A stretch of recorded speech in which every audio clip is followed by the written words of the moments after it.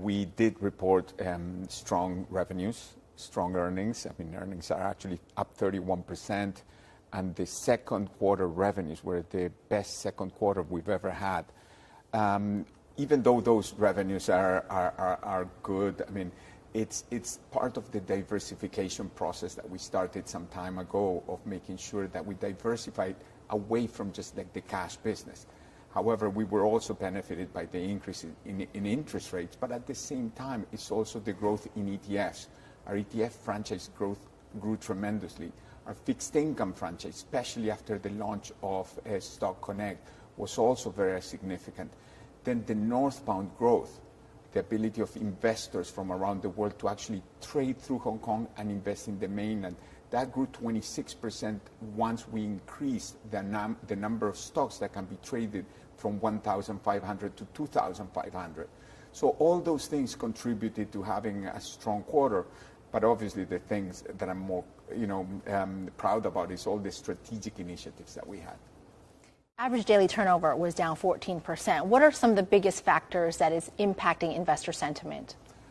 Investors are very cautious about all the macro environment that we're facing today.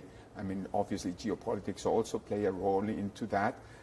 There is not a lot of conviction in terms of investors, in terms of what the future holds, what direction is it going to go. So we saw actually a strange environment whereby we have low volume and actually volatility coming down at the same time. So that's an environment of caution, I would say.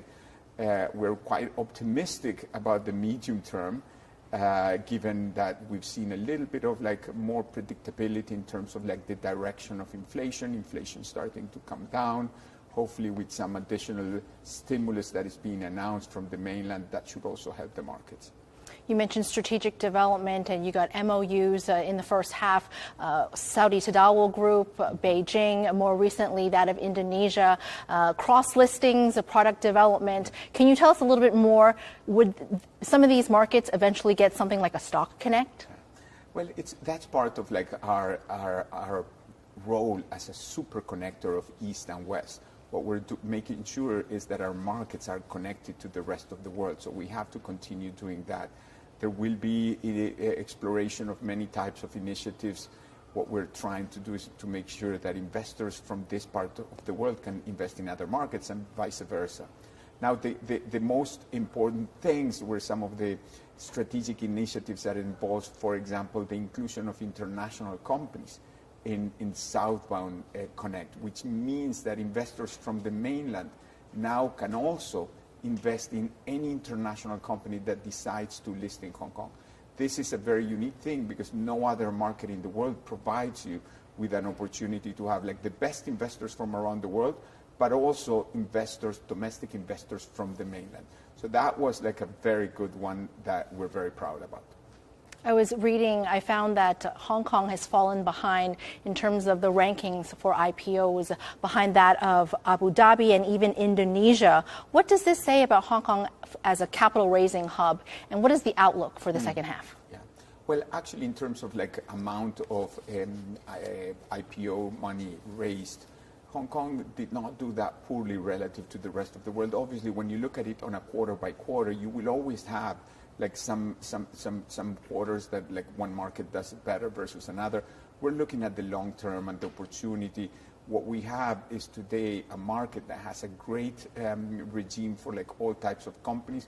We actually added a new chapter, which is Chapter 18C, that is intended to attract specialist technology companies, the companies of the future, companies in space technology, companies in artificial intelligence, quantum computing, that could be very, very attractive for people around the world.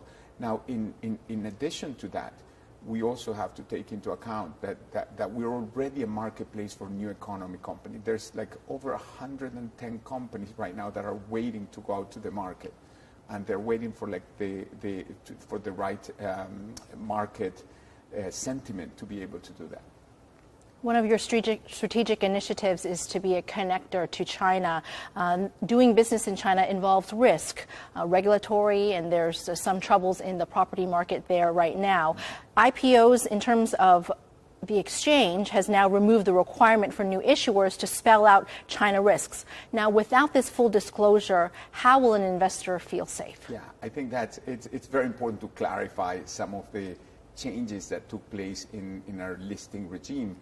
The important thing is that what we're doing is we're making consistency in all overseas markets. Whenever a company lists in Hong Kong, they need to disclose all risk factors, whatever they are, including jurisdictional risks, in their prospectus. So there hasn't been any type of softening in terms of the requirements to list in our market, and we're continuing to uphold very strong, regulation around our market.